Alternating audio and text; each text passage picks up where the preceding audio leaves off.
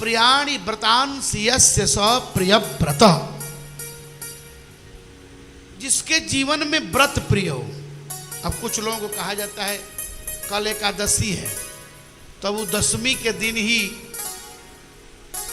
1 दर्जन केला और 1 किलो सेव और तरह तरह का व्यंजन बना लेते हैं, ताकि एकादशी होते होते 12 बजते बजते बीमार हो जाते। हाँ, बहुत लोग कहते हैं महाराज हम व्रत नहीं रह पाएंगे, दूसरा काम कर लेंगे। डॉक्टर साहब मना कर देंगे, खबरदार इंडोस्कोपी करना है, 4 बजे तक मत खाना, नहीं खाएंगे, पानियों नहीं पिएंगे। लेकिन अगर शास्त्र कहता है कि व्रत रहना है तो उसी दिन सुबह भूख लगने लगती है लोगों। इसका मतलब कि शास्त्र के प्रति आस्था नहीं। प्रिय व्रत के जीवन में व्रत ही प्रिय है। कौन सा व्रत? कुछ पयोव्रत, जैसे कुछ लोग को दूध ही प्रिय है, कुछ लोग दूधाहार पर पयोव्रत करते हैं, कुछ लोग फलाहार पर व्रत करते हैं, कुछ लोग जलाहार पर व्रत करते हैं। तो उनके जीवन में व्रत ही प्रिय है। ये उनके दूसरे लड़के हैं। मनु जी के पहले लड़के उत्तानपाद और दूसरे प्रियव्रत। प्रियव्रत जी के ही वंश में हुए भगवान ऋषभदेव। प्रियव्रत के पुत्र हुए आग्निद्र, आग्निद्र के पुत्र हुए राजा नाभि, और नाभि और मेरु देवी ने जब भगवान की उपासना की तो वहीं भगवान ऋषभदेव का प्राकट्य हुआ। प्रेम से बोलिए ऋषभदेव भगवान की जय। भगवान ऋषभदेव प्रकट हुए। भगवान ऋषभदेव के वंश में भरत हुए,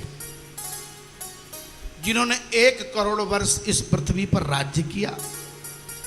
लेकिन छोटी सी भूल हो गई, एक हिरण के पीछे दीवाना हो गए। भगवान कहते हैं गीता में कि अंते यामति सागत, अथवा मुझे कहने में कहीं फेर हो रहा है अंते सामति यागत, जो भी हो ऐसा ही है, जिसकी जैसी मति हो। अब आजकल लोग कुत्ता लेकर दौड़ रहे हैं, तो मरते मरते कुत्ते में ही मन जाएगा, तो अगले जन्म में क्या होंगे आप? अब सोच लीजिए। अंते यामति, हमारे यहां पुनर्जन्म की बात कही गई है। श्री भरत जी एक मृग के पीछे दीवाने हो गए और उनको मृग योनि में आना पड़ा। उतने बड़े साधक से भूल हो गई।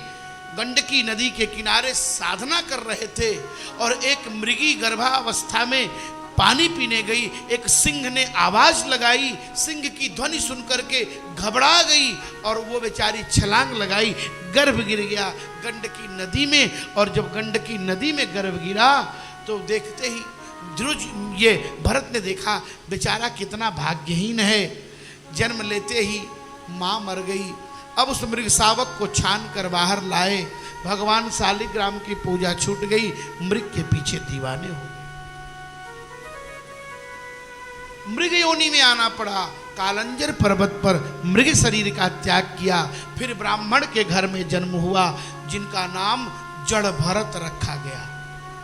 उनके पिता उनको गायत्री मंत्र पढ़ाते पढ़ाते 6 महीने तक थक गए, लेकिन उनको एक ही मंत्र याद था, ओम नमो भगवते वासुदेव। उनका नाम जड़भरत रखा गया। जड़भरत जी महाराज को घर वालों ने निकाला, भद्रकाली की बलि में गए, वहां बच गए। रहुगण जा रहे थे कपिल देव जी के आश्रम में दीक्षा लेने के लिए, रहुगण की पालकी में जोता गया। लेकिन जब रहुगण ने उनको डांटा तब उन्होंने कहा कि मुझे डांटो मत। उसने कहा तू जानता नहीं मैं राजा हूं, ठीक ठाक ढंग से चलो। अब जंगल में घूम रहे थे, कहार कम पड़ा तो उन्हीं को जोतने लगा। तब उन्होंने कहा कि देखो तुम क्षेत्र के राजा हो कि क्षेत्रज्ञ के राजा हो, शरीर के राजा हो कि आत्मा के राजा हो, किसके राजा हो? ये प्रश्न बड़ा कठिन है।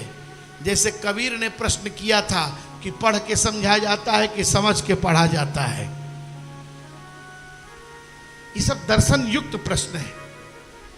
बहुत प्रश्न हुआ है।